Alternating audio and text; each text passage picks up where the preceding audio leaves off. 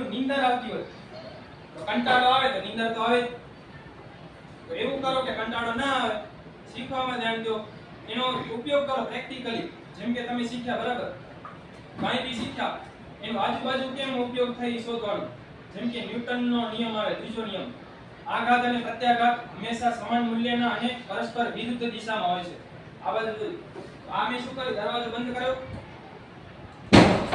પાછો આવ્યો દરવાજો, આઘાત લીધું, પ્રત્યાઘાત.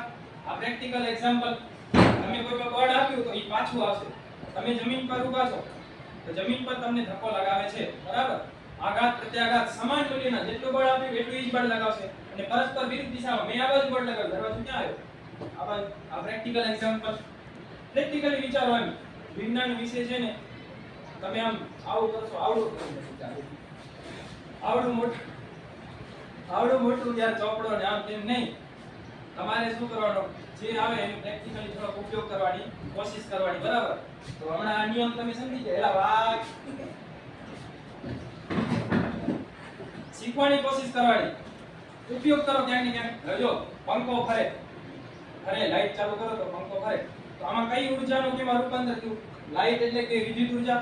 વિદ્યુત ઊર્જાએ ફેરવ્યું, એનું યાંત્રિક ઊર્જામાં રૂપાંતર. આપણે જોરદાર મજા આવી, હવા પડી. આ નિયમ છે કે વિદ્યુત ઊર્જાનું યાંત્રિક ઊર્જામાં રૂપાંતર